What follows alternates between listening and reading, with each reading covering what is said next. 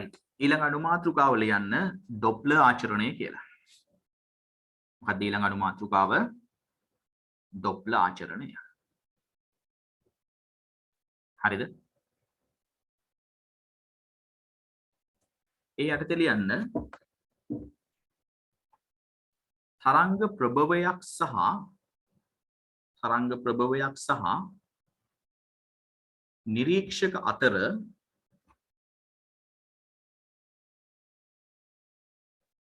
තරංග ප්‍රභවයක් සහ නිරීක්ෂක අතර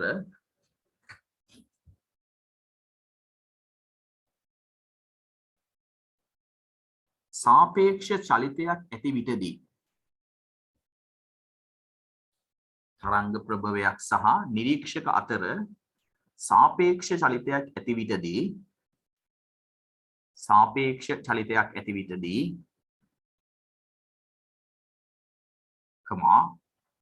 ප්‍රභවයේ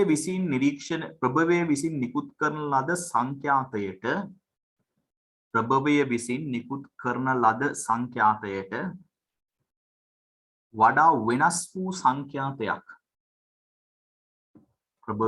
නිකුත් කරන ලද සංඛ්‍යාතයට වඩා වෙනස් වූ සංඛ්‍යාතයක් නිරීක්ෂක විසින් නිරීක්ෂණය කරනු ලබයි.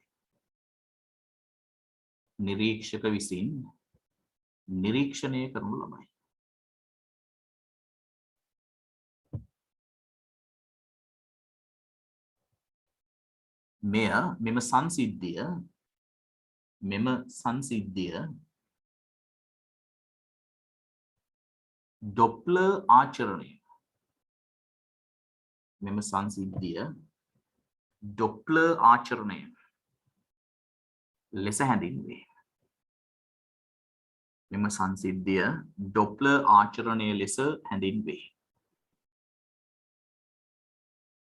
පැහැදිලිද? එතන ඔය සාපේක්ෂ චලිතයක් තියෙනවා කියලා එකකින් අදහස් කරන්නේ නිරීක්ෂක සහ දෝණිය මොකක් හෝ තරංගය නිකුත් කරන ප්‍රභවය අතර දුර කාලය සමග වෙනස් වෙනවා. ඒ දෙන්න අතර තියෙන පරතරය විස්ථාපනයේ කාලය සමග වෙනස් වෙනවා නම් අපි කියනවා ඒ දෙන්න අතර සාපේක්ෂ චලිතයක් තියෙනවා කියලා. කාලයත් එක්ක දෙදෙනා අතර ඇති පරතරය වෙනස් වෙන්න ඕන. එහෙම වුණොත් ප්‍රභවයෙන් නිකුත් කරපු සංඛ්‍යාතයට වඩා වෙනස් වූ සංඛ්‍යාතයක් නිරීක්ෂකට ඇහෙනවා. මේ යටතේ අවස්ථා කීපයක් කතා කරන්න තියෙනවා. පළවෙනි අවස්ථාව තමයි ප්‍රභවය නිශ්චලව තියෙනවා. මොකද්ද පළවෙනි එක? ප්‍රභවය නිශ්චලව තියෙන තරංගය නිකුත් කරන ප්‍රභවය නිශ්චලව තියෙනවා. ප්‍රභවය නිශ්චලයි. يعني ප්‍රභවය නිශ්චලව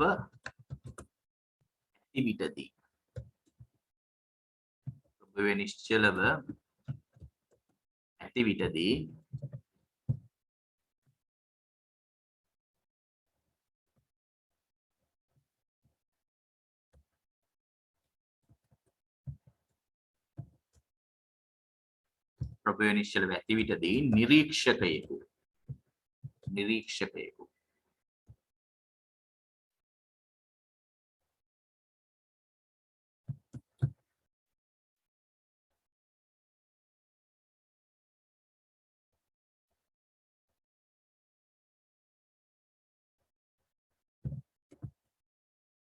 නිරීක්ෂකයෙකු ප්‍රභවය දෙසට චලනය වන විට ප්‍රභවය නිශ්චල ඇති විටදී නිරීක්ෂකයෙකු ප්‍රභවය දෙසට චලනය වන විට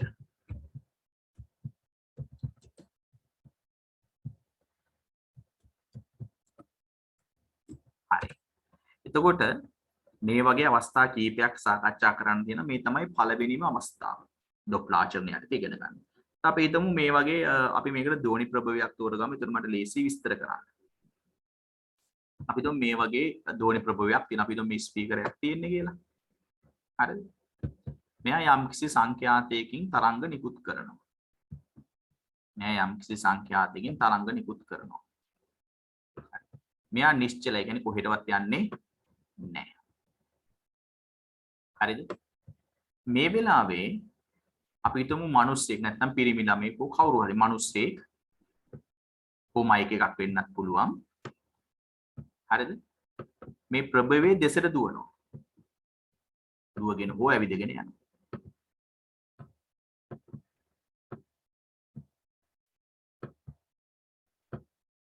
හරිද?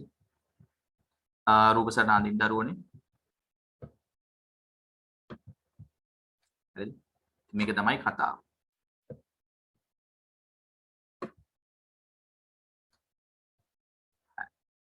ප්‍රභවයේ නිශ්චලයි. ඒ කියන්නේ යාගේ ප්‍රවේගය කීයද? ප්‍රභවය කියන්නේ අපි පාවිච්චි කරනවා source කියන ඉංග්‍රීසි වචනේ. ඒකට US කියන එක අදහස් කරන්නේ U source. ප්‍රභවයේ ප්‍රවේගය බිඳුවයි නැවතිලා ඉන්නේ. ප්‍රභවයේ ප්‍රවේගය බිඳුවයි. අනික මෙතනින් ලකුණු කරන්න යා නැවතිලා ඉන්නේ.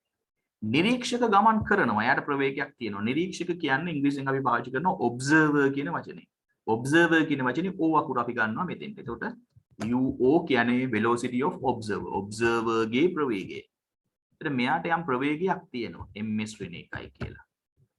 එහෙනම් UO කියන ප්‍රවේගයෙන් නිරීක්ෂකයා ප්‍රභවයේ දෙසට දුවගෙන යනවා. මොකද්ද වෙන්නේ? UO කියන ප්‍රවේගයෙන් නිරීක්ෂකයා ප්‍රභවයේ දෙසට දුවගෙන යනවා. එතන මම මේකේ ප්‍රවේගයක් නම් අනිවාර්යෙන් මම මේකේ දිශාව ලකුණු කරන්න ඕන. මම මෙයාගේ දිශාව ලකුණු කරන්න ඕන. දැන් කොයි පැත්තටද යන්නේ? ප්‍රභවයේ දෙසටයි මෙයා යන්නේ. ඔන්න දිශාවත් ලකුණු කෙරුවා. හරිද? අඳින රූප සටහන.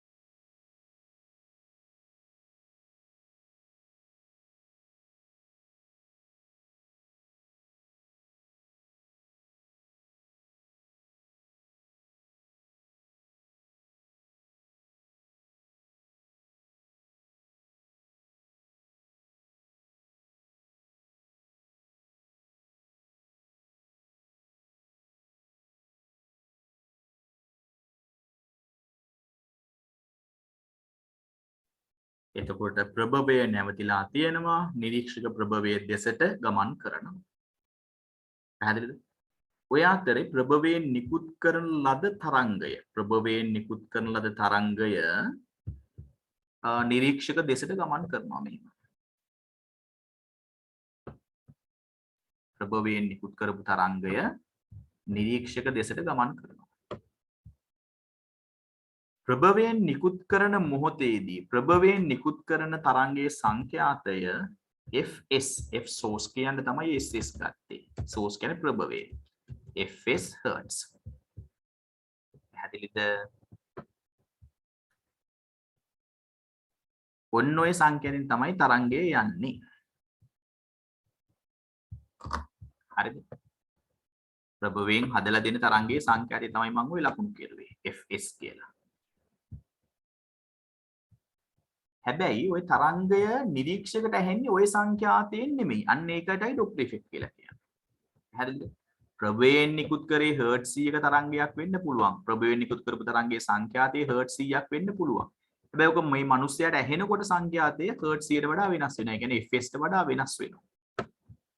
මේ මිනිස්යාට ඕක ඇහෙන වෙලාවේ සංඛ්‍යාතය fo.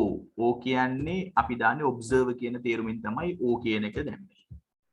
fo hertz කියන සංඛ්‍යාවෙන් තමයි මේක නිරීක්ෂකට ඇහෙන්නේ. මෙන්න මේ දෙයට තමයි අපි ඩොප්ලර් ඉෆෙක්ට් කියලා කියන්නේ. සංඛ්‍යාතයේ වෙනස් වෙලයි ඇහෙන්නේ. ඇත්තම ගාන නෙමෙයි ඇහෙන්නේ. ඇත්තටම ප්‍රභේද නිකුත් කරපු ගාන නෙමෙයි වෙන එකක් තමයි ඇහෙන්නේ. දැන් උදාහරණයක් විදිහට අපි හිතමු බස් එකක හෝන් එකක් ගන්නවා. හරි? එතකොට බස් එක ගමන් කරනවා නම් එහෙම නැත්නම් ඔයා ගමන් කරනවා නම් ඔයාට ඇහෙන්න සංඛ්‍යාතයයි බස් එකේ හෝන් එකේ ඇත්ත සංඛ්‍යාතය එකිනෙකට වෙනස්. සමාන නැහැ. ඉතින් ඕක අපේ මොළයට අඳුර ගන්න පුළුවන්. ඒ හින්දා වාහනයක සද්ද විතරක් අහලා අපිට කියන්න පුළුවන් කොයි පැත්තටද යන්නේ කියලා. බොරුද කියන්නකො. දැන් උනත් ඔයාලා පන්තියේ ඉන්න ගමන් වාහන සද්දයක් ඇහුනොත් වාහනේ දිහා බලන්නේ නැතුව ඒක දකින්න නැතුව කියන්න පුළුවන් කොයි පැත්තටද යන්නේ කියලා. හේතුව තමන්ගේ පැත්තට එනවා නම් එක සංඛ්‍යාතයක් තියෙනවා. තමන්ගෙන් ඉවතට යනවා නම් වෙන විදිහක සංඛ්‍යාතයක් තමයි එහෙන්නේ. ඒතර මොළයේ උකට හොඳට සකස් වෙලා තියෙන. අපේ මොළයට පුළුවන් මේ ඩොප්ලර් ඉෆෙක්ට් එක පාවිච්චි කරලා ඩොප්ලර් ආචරණයට අනුව මේ වාහනේ යන්නේ කොහෙද කියලා හොයාගන්න පුළුවන්. පැහැදිලි ඒක එකක් මම ওই ඩොප්ලර් ආචරණය පාවිච්චි කරන එකක් කිව්වේ අපේ මොළයට ලේසියෙන් අඳුර ගන්න පුළුවන්. හරි. ඒ කොහොමද අඳුරගන්නේ? ඒ ධ්වනියේ සංඛ්‍යාතයේ සිදුවෙන වෙනස අනුව තමයි මොළය තීරණය කරන්නේ මේ වාහනේ යන්නේ මේ පැත්තට කියලා. රයිට්. ඒතර මේ තරංගයේ ගමන් කරන ප්‍රවේගයක් ඕනෑම තරංගයක් මාධ්‍යයක ගමන් කරන ප්‍රවේගයක් තියෙනවා. මම මේකට දානවා VW කියලා. W කියන්නේ wave තරංගය කියන අර්ථය. V කියන්නේ වේගය, W කියන්නේ wave කියන එක. ඒතර තරංගයේ ප්‍රවේගය කියන අර්ථයෙන් තමයි VW කියලා ලිව්වේ. හරි. ඒතර වාතය තුළ දෝණි තරංග ප්‍රවේගය සාමාන්‍යයෙන් 330යි තත්පරයට මීටර 340යි තත්පරයට මීටර අතර වගේ ගාණක් තමයි තියෙන්නේ. හරිද? හරි. එතකොට තරංගය ප්‍රභවයේ සිට නිරීක්ෂක දෙසට ගමන් කරනවා. නිරීක්ෂක ප්‍රභවය දෙසට ගමන් කරනවා. හැබැයි ප්‍රභවය නැවතිලායි තියෙන්නේ. හරි. ඔය දත්ත ඔක්කොම ඇතුළත් කරලා රූප සටහන අඳින්න ඉක්මනින් කරා. ඇඳලා ඉවර වෙච්ච අය කියන්නේ. තව කාටද වෙලාව තව ඕනේ මේ රූප අඳින්න? කාට හරි වැඩිපුර වෙලාව ඕන නම් පොඩ්ඩක් අත උස්සන්න. තව ටික වෙලාවක් දෙන්න. හරි. තව ටික වෙලාවක් දෙන්න.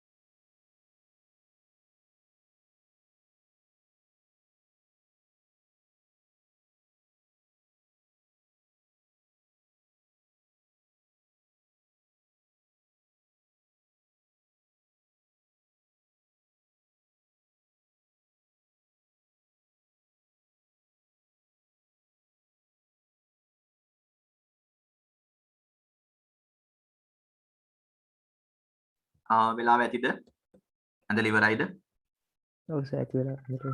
right. උපසරණට යටින් ලියන්න විස්තරයක්. උපසරණ යටින් ලියන්න.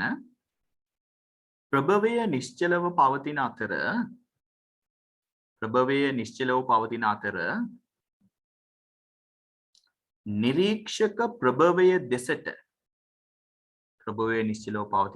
නිරීක්ෂක ප්‍රභවය දෙසට බොඩේ බලලා ලියන්න. UO ms ඍණ එක වේගයකින් ගමන් කරයි. ප්‍රභවය නිශ්චලව පවතින අතර නිරීක්ෂක ප්‍රභවයේ දෙසට UOMS ඍණ 1 ප්‍රවේගයකින් ගමන් කරයි.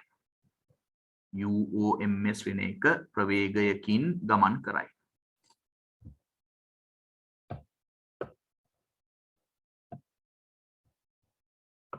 පැහැදිලිද? එම අවස්ථාවේදී දිගටම ලියගන්න. එම අවස්ථාවේදී ප්‍රභවය මගින් fs hertz බොඩේ බලලා ලියන්න. fs hertz සංඛ්‍යාතයකින් යුතුව තරංගයක් නිකුත් කරනු ලබයි. fs hertz ප්‍රවේගයකින් යුතුව තරංගයක් නිකුත් කරනු ලබයි.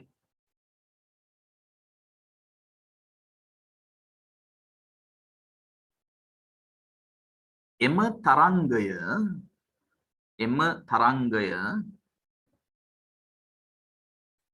තරංගය මාධ්‍ය තුල ගමන් කරනු ලබන්නේ. එම තරංගය මාධ්‍ය තුල ගමන් කරනු ලබන්නේ බෝඩේ බලලා ලියන්න VW ms ඍණ 1ක ප්‍රවේගයකිනි. එම තරංගය මාධ්‍ය තුල ගමන් කරනු ලබන්නේ VW ms ඍණ 1ක ප්‍රවේගයකිනි.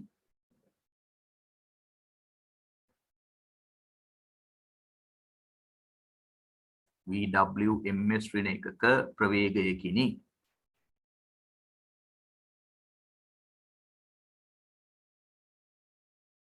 ඒකටම ලියන්න. වේගය වැඩි නම් කියන්න මොන හරි මිස් වුණොත් ආයෙ කියවන්න කියලා කියනොත් මම තව පාරක් කියවන්න. ඒකටම ලියන්න. ප්‍රභවය නිශ්චල නිශ්චලව ඇති බැවින්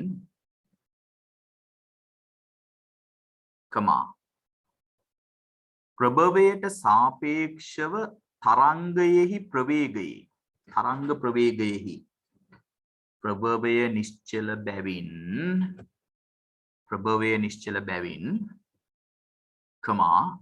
ප්‍රභවයට සාපේක්ෂව තරංගයේ ප්‍රවේගයෙහි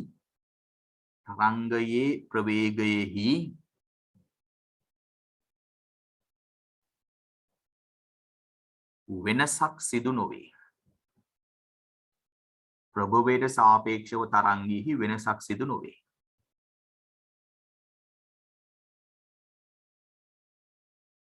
හරි නේද කතාව? ප්‍රභවය නිශ්චලව තියෙනවා. යාට තරංගය යනවා පේනවා.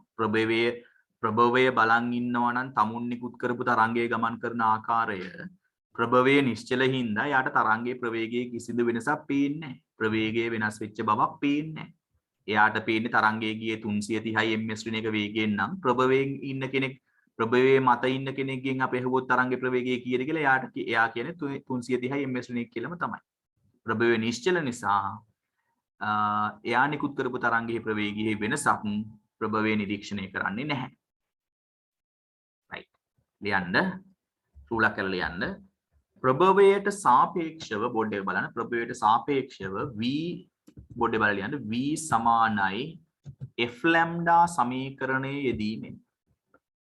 ප්‍රභවයට සාපේක්ෂව v සමානයි f lambda සමීකරණයේ යෙදීමෙන්.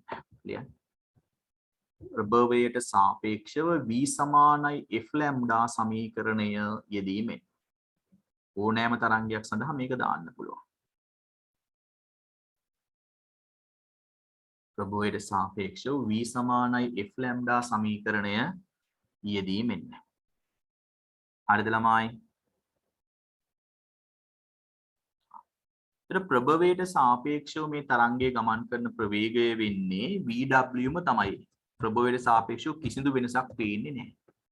ප්‍රභවයට සාපේක්ෂව මේ තරංගයේ ගමන් කරන්නේ VW කියලා තරංග ප්‍රවේගයෙන්ම තමයි. ඒක තමයි මාධ්‍යය තුලදී මෙයා ගමන් කරන ප්‍රවේගය. උදාහරණයක් විදිහට මේක ධ්වනි තරංගයක් නම් වාතයේ ධ්වනි තරංග ප්‍රවේගය 330 ms ඍණ 1 නම් ප්‍රභවයේ ඉන්න කෙනෙක් තරංගය දිහා බැලුවත් එයා කියන්නේ මේ තරංගයේ ප්‍රවේගය 330 කියලාම තමයි. F කියන්නේ එයා නිකුත් කරපු තරංගයේ සංඛ්‍යාතය. ඒක fs. එයා තරංගයෙන් නිකුත් කරන fs සංඛ්‍යාතය. lambda. ඉතින් ප්‍රභවයේ නිශ්චල හින්දා මේ ලැම්ඩාගේ කොහොමවත් වෙනසක් වෙන්නේ නැහැ. ඩොප්ලර් ආචරණයේදී වෙනස් වෙන්නේ සංඛ්‍යාතය. ලැම්ඩා වෙනස් වෙන්න නම් ප්‍රභවයක් චලනය වෙන්න ඕනේ. ඒතකොට සමහර අපි ඊළඟ කොටස් වල ඉගෙන ගන්නවා ප්‍රභවයක් චලනය වෙන අවස්ථාවන් ඉගෙන ගන්නවා. එතකොට මේ ලැම්ඩා වෙනස් වෙනවා. හැබැයි මෙතනදී ප්‍රභවයේ නිශ්චල හින්දා ලැම්ඩා වෙනස් වෙන්නේ නැහැ. එහෙනම් ඔච්චරයි. එහෙනම් මේ තරංගෙට v සමානයි f ලැම්ඩා දැම්මොත් අපිට ලැබෙන්නේ ඔන්න ඔය වගේ සමීකරණයක්. එහෙනම් vw සමානයි මොකක්ද කියලා හම්බෙන්නේ? vw සමානයි fs වතාවක් ලැම්ඩා කියලා ලැබෙනවා. පැහැදිලිද? මේක ලියලා හරිද? ලකුණු කරගන්න මේක ඔයගොල්ලන්ගේ පළවෙනි සමීකරණය කියලා. මේක මොකක් කියලා ලකුණු කරගන්න ඕනද? ලකුණු කරගන්න සමීකරණ අංක 1 කියලා.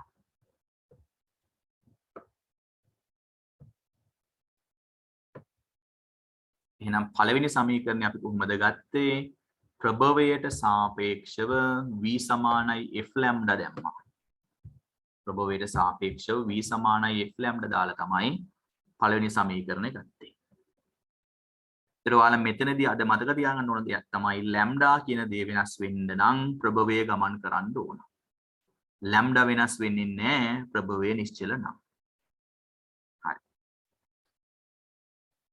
මිනිස්සයා නිරීක්ෂක දිහා බැලුවොත් මොකද කියන්න තියෙන්නේ? නිරීක්ෂක ගමන් කරනවා. යමක් ගමන් කරොත් එහෙම එයාට සාපේක්ෂව සියලු වස්තුන්ගේ ප්‍රවේගයන් එයාට පේන්නේ තියෙන ප්‍රවේගයට වඩා වෙනස් වෙලා. අපි මේක යාන්ත්‍ර විද්‍යාව යටතේ ඉගෙන ගත්තා මතකද? මතකද යාන්ත්‍ර විද්‍යාව යටතේ මෙන්න මෙහෙම දෙයක් ඉගෙන ගත්තා. මේ බලන්න. මේ වගේ තිරස් මාර්ගයක් තියෙනවා. මතකද දන්නේ ඔයගොල්ලන්ට? මේ තිරස් මාර්ගයේ අපි හිතමු වාහන දෙකක් ගමන් කරනවා. වාහන දෙකක් ගමන් කරනවා. මේක A කියලා ගමු. මේක B කියලා ගමු. එතකොට මේ වාහන දෙකක ප්‍රවේගය තියෙනවා. මේ බලන්න. මෙයාගේ ප්‍රවේගය අපි ගමු තත්පරයට මීටර් 5යි. මෙයාගේ ප්‍රවේගය තත්පරයට මීටර් 2යි. දැන් මේ දෙන්න ගමන් කරන්නේ කොහොමද? එක්කෙනෙක් කියන්නේ මගේ දකුණු අත පැත්තට. මේ රෝස පාටින් ඇඳ වාහනේ යන්නේ මගේ වම් අත පැත්තට. එහෙනම් මේ දෙන්න ගමන් කරන දිශාවන් සමානයිද ප්‍රතිවිරුද්ධයිද? එක්කෙනෙක්ගේ වේගය 5යි. එයා යන්නේ මගේ දකුණු අත පැත්තට. පැහැදිලිද? ගමන් කරන දිශාවන් ප්‍රතිවිරුද්ධ. ඇහුන්නේ ඒ දෙක ගමන් කරන දිශාවන් ප්‍රතිවිරුද්ධ. අය කියන්නේ වස්තු දෙක ගමන් කරන දිශාවන් ප්‍රතිවිරුද්ධ දිශාවට ගමන් කරන. ඔව් ප්‍රතිවිරුද්ධ දිශාවට. හරි නේද? ඇයි මෙයා යන්නේ මගේ දකුණු අත පැත්තට අනිත් කෙනා යන්නේ මගේ වම් අත පැත්තට. එහෙනම් දිශාවන් සමානයිද ප්‍රතිවිරුද්ධයිද කියන්නේ? මේ දෙකේ දිශාවන් ප්‍රතිවිරුද්ධ. ප්‍රතිවිරුද්ධයි. එතන මේගොල්ලෝ ප්‍රතිවිරුද්ධ දිශාවන් වලට ගමන් කරනවා. ඒතකොට අපි අර සාපේක්ෂ චලිතය කියන කොටසේ සාපේක්ෂ ප්‍රවේගය කියන කොටසේ අපි යාන්ත්‍ර විද්‍යාවට ඉගෙන ගද්දී එකම සරල රේඛීය මාර්ගයක ප්‍රතිවිරුද්ධ දිශාවන් වලට වස්තු දෙකක් ගමන් කරනවා නම් එකම සරල රේඛීය මාර්ගයක ප්‍රතිවිරුද්ධ දිශාවන් වලට වස්තු දෙකක් ගමන් කරනවා නම් අපි සාපේක්ෂ ප්‍රවේගය ඉගෙන ගත්තා. සාපේක්ෂ ප්‍රවේගය කීයයි කියලා අපි ඉගෙන ගත්තේ මේ වගේ වෙලාවක.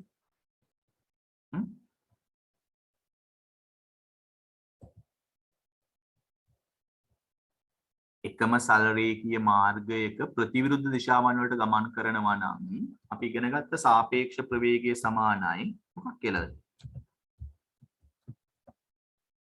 මතක නැහැ. සාපේක්ෂ ප්‍රවේගය සමානයි ප්‍රතිවිරුද්ධ දිශාවන් වලට ගමන් කරනවා ප්‍රවේග දෙක එකතු. ඒ කියන්නේ 5 ධන 2යි. ඒ කියන්නේ කීයද? 7යි. මේක අපි ඉගෙන ගත්තා. මතකද නැද්ද? එහෙනම් එකම සරල රේඛීය මාර්ගයක ප්‍රතිවිරුද්ධ දිශාවන් වලට ගමන් කරොත් සාපේක්ෂ ප්‍රවේගය ඔය ප්‍රවේග දෙකේ එකතුවයි. මෙයා මතක තියෙන්න ඕන ළමයි ඉගෙන ගන්නවා දේවල් මතක තියෙන්න ඕන. නැත්තම් අපරාධයි. මේ යාන්ත්‍ර විද්‍යාව ඉගෙන ගත්ත එක මෙතන අපිට පාවිච්චි කරන්න සිද්ධ වෙනවා. පැහැදිලිද? සරල රේඛීය මාර්ගයක ප්‍රතිවිරුද්ධ දිශාවන් වලට ගමන් කරන වස්තු දෙකක් තිබුණොත් සාපේක්ෂ ප්‍රවේගය කියන්නේ ප්‍රවේග දෙක එකතුව. ඉතින් දැන් මෙතන මේ නිරීක්ෂක ගත්තාම නිරීක්ෂක යනවා මගේ වම් අත පැත්තට. ඔයාලගේ වම් අත පැත්තට. තරංගය ගමන් කරන ඕගොල්ලන්ගේ දකුණු අත පැත්තට. එහෙනම් තරංගයේ ගමන් කරන දිශාවයි නිරීක්ෂක ගමන් කරන දිශාවයි මොකද වෙන්නේ? ළමයි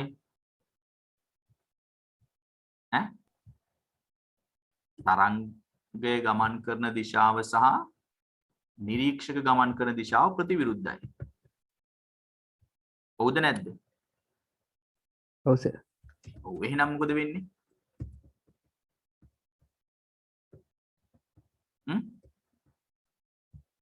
එහෙනම් සාපේක්ෂ ප්‍රවේගය කියන ප්‍රවේග දෙකේ එකතු. එහෙනම් අපිට ලියන්න පුළුවන් මේ බලන්න. නිරීක්ෂක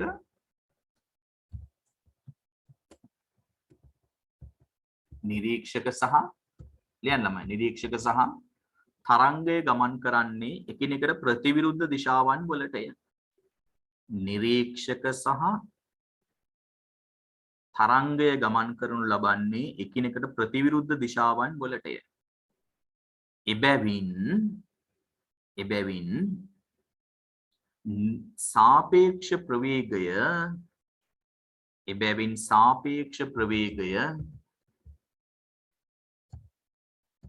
එම ප්‍රවේග දෙකේ එකතුවට සමාන වේ.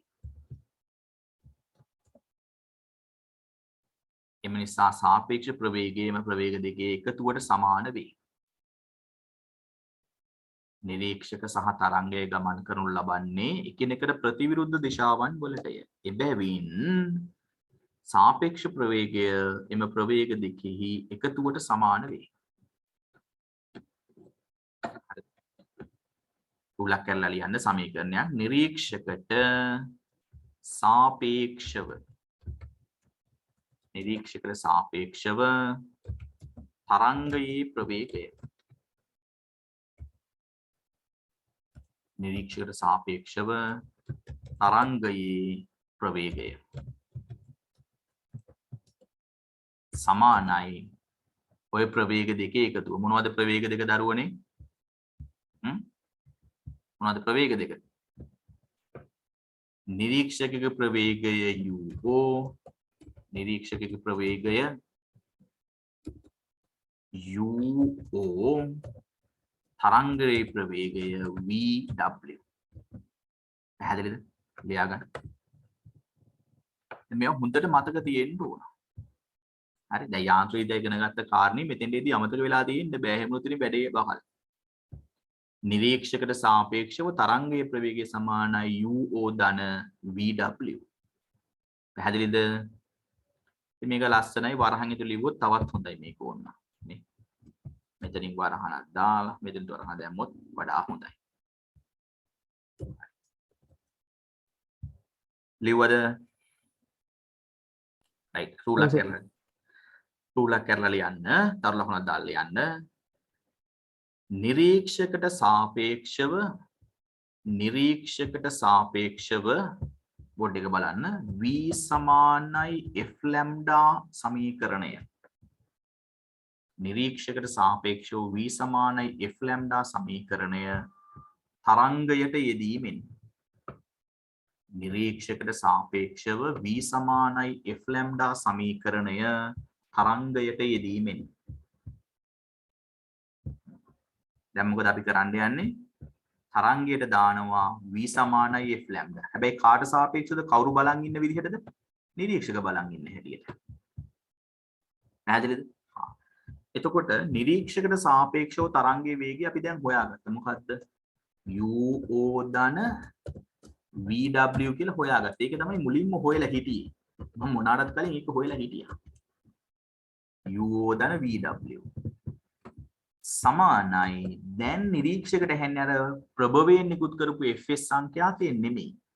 දැන් නිරීක්ෂකට ඇහෙන්නේ ප්‍රභවයෙන් නිකුත් කරපු fs සංඛ්‍යාතය නෙමෙයි, වෙනම සංඛ්‍යාතයක් fo කියලා. f observer කියලා. හැබැයි මොකද මතක තියාගන්න, මොන දේ වුණත් ප්‍රභවයේ නිශ්චල නිසා තරංග ආයාමයේ වෙනසක් වෙන්නේ නැහැ. එහෙනම් ලැම්ඩා වෙනස් වෙන්නේ නැතුව ලැම්ඩා ලෙසම තියෙනවා. පැහැදිලිද? ඇයි ඒ ප්‍රභවය නිශ්චල හින්දා. ඔක ලකුණු කරගන්නවා අපි දෙවෙනි සමීකරණය කියලා. කීවෙනි සමීකරණය කියලාද අපි ඔක ලකුණු කරගන්න දරුවනේ? සමීකරණ දෙක. ලියා ගන්න.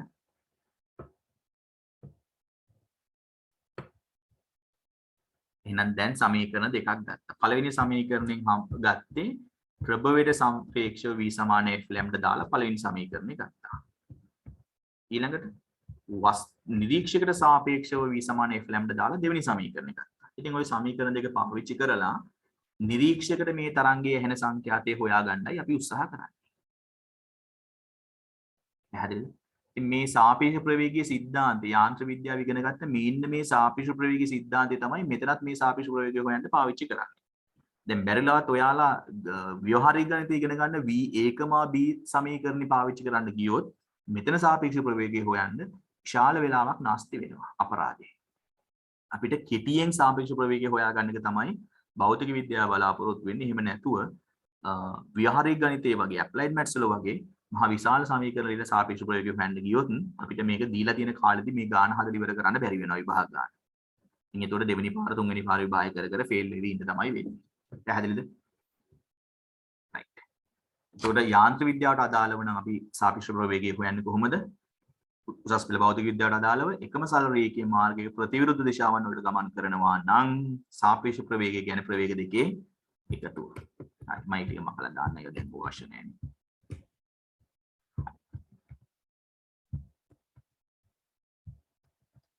ඉතින් ඊළඟට කරන්න තියෙන බොහෝම සරල දෙයක්. ඊළඟට කරන්න තියෙන අතිශය සරල දෙයක්. ඊළඟට කරන්න තියෙන්නේ මේක සමීකරණයක් අනිත් සමීකරණයෙන් බෙදෙන එකයි කරන්න ඕනේ. මේක සමීකරණයක් අනිත් සමීකරණයෙන් බෙදෙන එක තමයි කරන්නේ. අපිට ඕන මේකේ FO ව උක්ත කරගන්න FO කීයද කියලා හොයාගන්නයි ඕනේ. එහෙනම් අපි කරන්නේ දෙවෙනි සමීකරණය බෙදනවා පළවෙනි සමීකරණයට. ඒකයි කරන්නේ. මොකද්ද අපි කරන්නේ? දෙවෙනි සමීකරණය පළවෙනි සමීකරණයෙන් බෙදනවා. ඉතින් දෙවෙනි සමීකරණය මම FO තියෙන පැත්ත මුලින් ලියන්නම්. පළවෙනි සමීකරණෙත් මම FO තියෙන පැත්ත මුලින් ලියන්න. එතකොට FO වැඩි කිරීම මම ලැම්ඩා පස්සේ ලියන්නම්. සමානයි UO ධන VW. ඔය තමයි දෙවෙනි සමීකරණය. එතකොට අපි මොකද්ද මේ ඇත්තටම කරන්නේ? දෙවෙනි සමීකරණය බෙදනවා පළවෙනි සමීකරණය. ඔක තමයි කරන්නේ. එතකොට මට එනවා කොහොමද? ඔන්න ඔය විදිය දෙයක්. FO වැඩි කිරීම ලැම්ඩා තමයි දෙවෙනි සමීකරණේ තියෙන්නේ. එහා පැත්තේ තියෙන UO ධන VW මම ලැම්ඩා පස්සේ ලියන්නම්. බෙදීම පළවෙනි සමීකරණේ තියෙන්නේ FO නෙමෙයි FS කියලා. FS වතාවක් ලැම්ඩා මම පස්සේ ලැම්ඩා ලියන්නම්. බෙදීම එයාගේ මේ පැත්තේ තියෙන්නේ VW විතරයි. ඒ බලන්නකො. ලියන්න ඔතෙන් දෙන්න. ලියන්න. මම ලැම්ඩාව දැන් ලියන්න වෙනම. මේ තියෙන්නේ ලැම්ඩා. පළවෙනි සමීකරණෙත් ලැම්ඩා තියෙනවා. දෙවෙනි සමීකරණෙත් ලැම්ඩා තියෙනවා.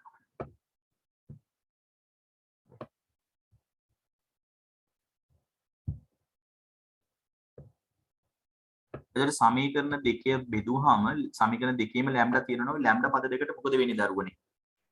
සමීකරණ දෙකේම ලැම්ඩා පද තියෙන හින්දා හරිද? එකක් අනිකෙන් බෙදුවාම ওই ලැම්ඩා පද වලට මොකද වෙන්නේ?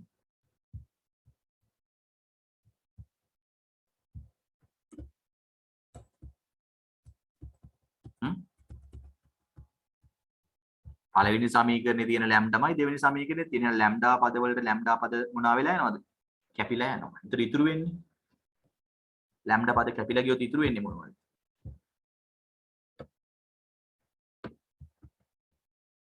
සමීකරණ දෙක මේ පැත්තෙන් ළඟ ලියා ගන්න. පළවෙනි සමීකරණෙත් ලැම්ඩා තියෙනවා. දෙවෙනි සමීකරණෙත් ලැම්ඩා කියන පදයේ තියෙනවා.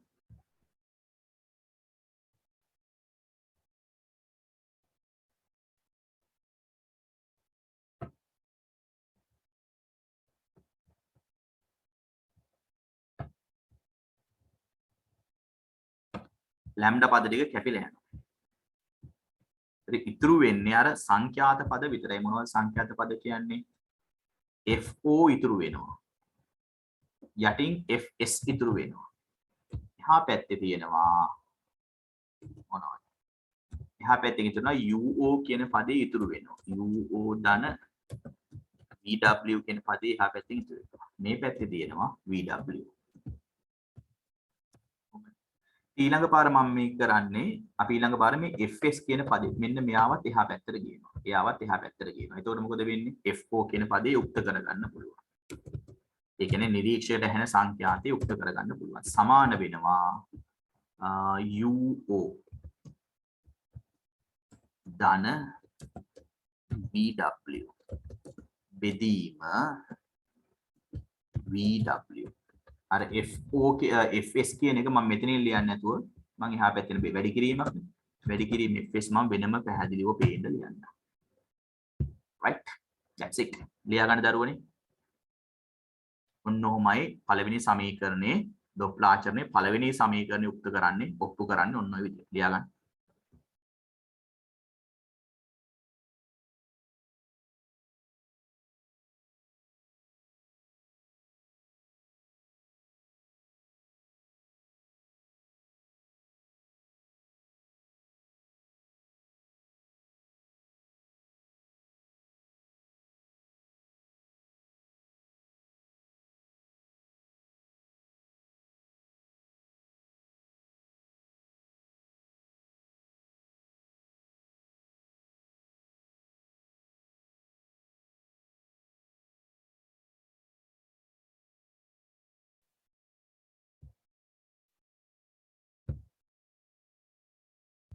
දැන් මේ සමීකරණ දිහා බැලුවොත් විශේෂ දෙයක් වාට අඳුර ගන්න පුළුවන් වෙනවා මෙන්න මේක.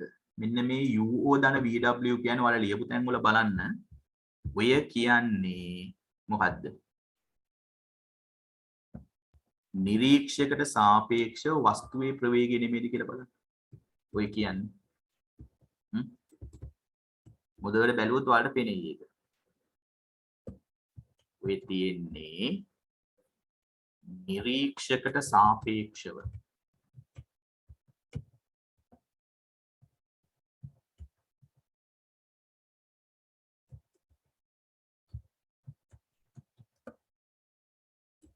නිරීක්ෂකට සාපේක්ෂව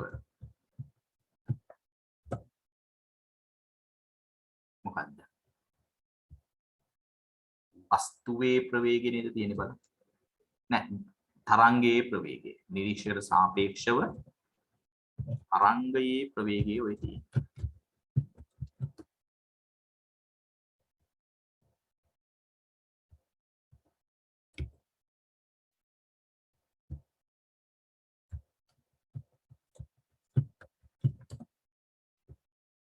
නෙමෙයිද කියලා බලන්න.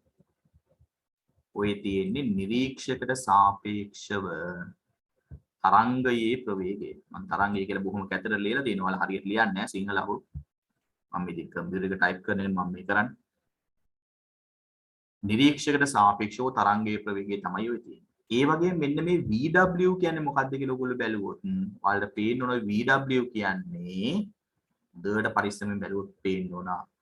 ඔය VW කියන්නේ වස්තු ප්‍රභවයට සාපේක්ෂව තරංගයේ ප්‍රවේගය. ඔය VW කියන්නේ මම ලියලා තියෙනවා මුද්ද බලන්න ඕනේ ඔයාලට පේන්නේ. ප්‍රභවයට සාපේක්ෂව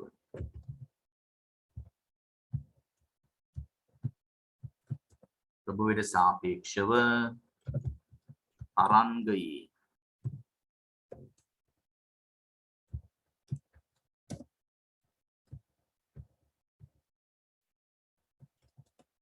තරංගයේ ප්‍රවේගය.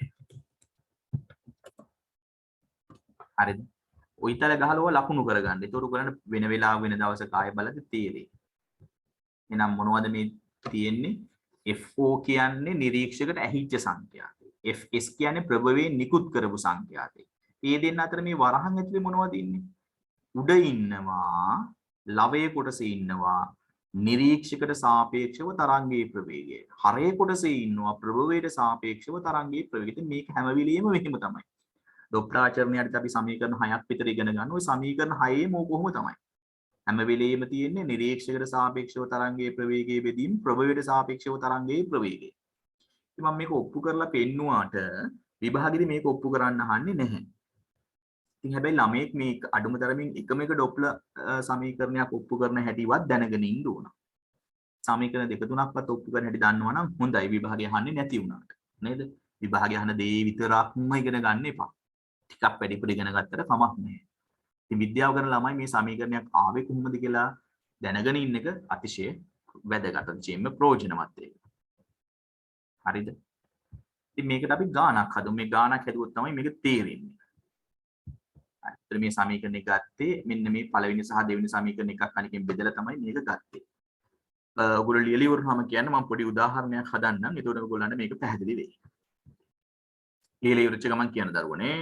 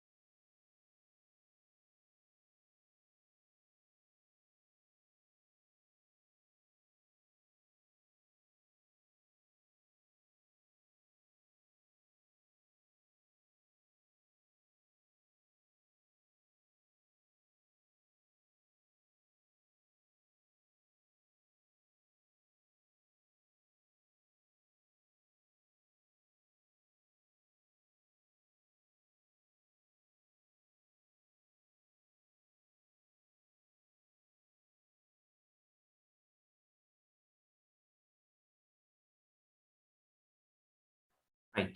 ගානක් ලියන්න. අපි පොඩි ගානක් හදමු. ලියන උදාහරණය. නිශ්චලව ඇති ස්පීකරයක් මගින් නිශ්චලව ඇති ස්පීකරයක් මගින්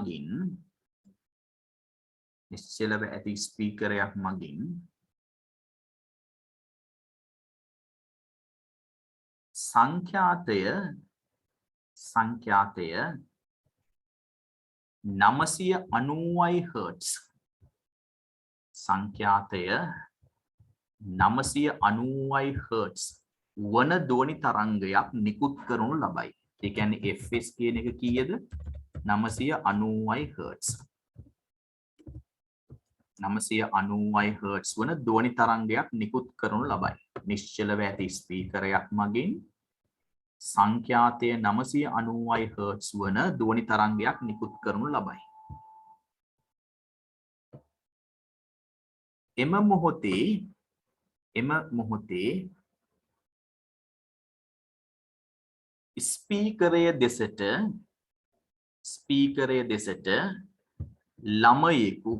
ස්පීකරය දෙසට ළමයෙකු 10යි ms ශ්‍රේණික වේගයකින් දුවගෙන එයි. එහෙනම් ළමයාගේ වේගය තමයි නිරීක්ෂක වේගය. you observer UO. ඒක 10යි. එම මොහොතේ ස්පීකරය දෙසට 10යි ms ශ්‍රේණික වේගයකින් ළමයෙක් දුවගෙන එයි. 10යි ms ශ්‍රේණික වේගයකින් ළමයෙක් දුවගෙන එයි. නැත්නම් දුවගෙන පැමිණේ. එම මොහොතේම ස්පීකරය දෙසට ළමයෙක් 10යි ms ශ්‍රේණික වේගයකින් දුවගෙන පැමිණේ.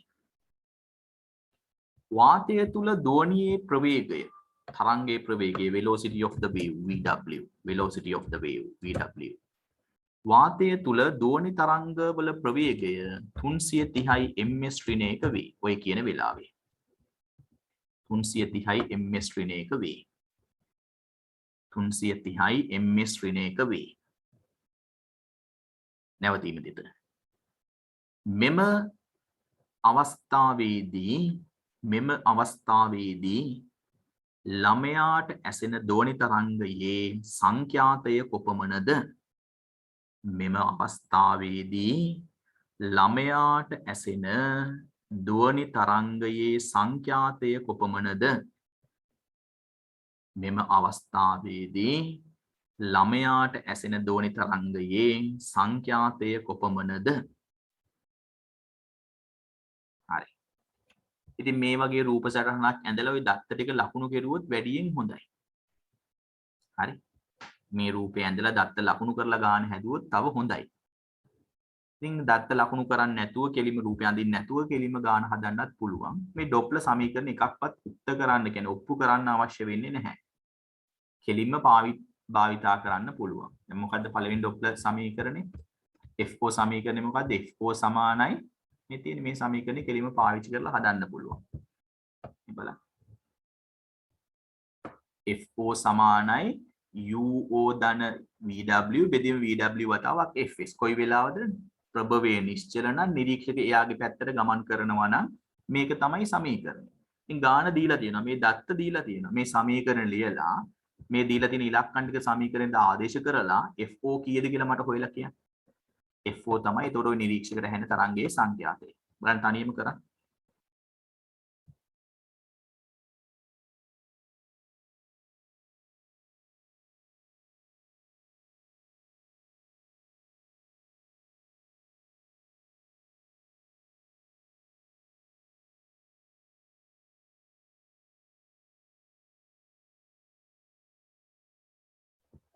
හරි.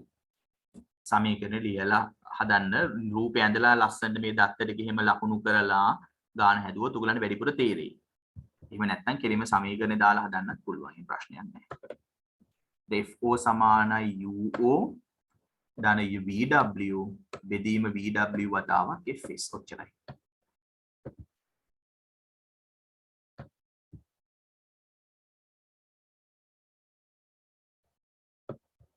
හරි.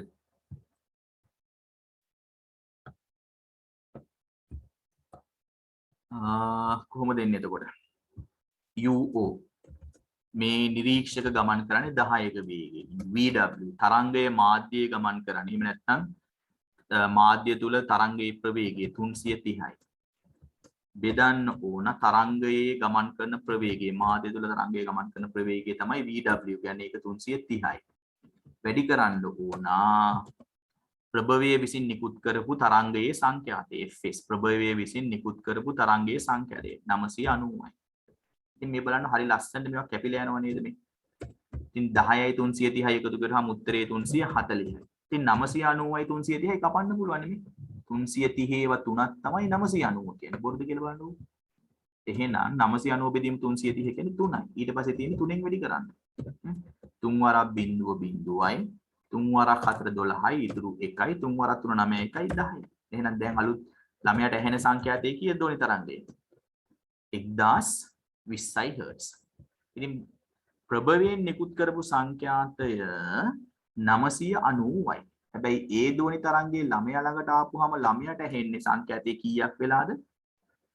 1020ක් වෙන සංඛ්‍යාතය ළමයාට ඇහෙනකොට මොනවා වෙලාද? සංඛ්‍යාතය වැඩි වෙලයි තියෙන්නේ.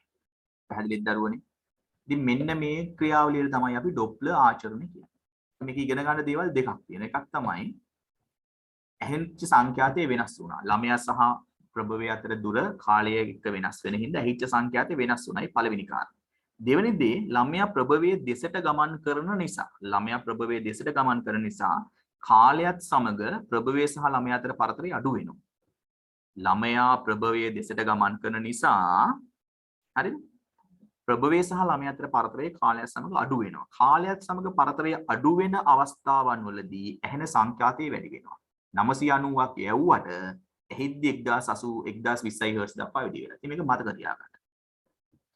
ප්‍රභවයේ නිකුත් කරන සංඛ්‍යාතයට වඩා වැඩි සංඛ්‍යාතයක් ඇහෙනවා ප්‍රභවයේ සහ නිරීක්ෂක අතර පරතරයේ කාලයත් එක්ක අඩු වෙනවා නම්. පැහැදිලිද? right. ඒක තමයි අද උගන්වන්න ඕන කරේ. බලන්න හොඳටම තේරෙනවද කියලා.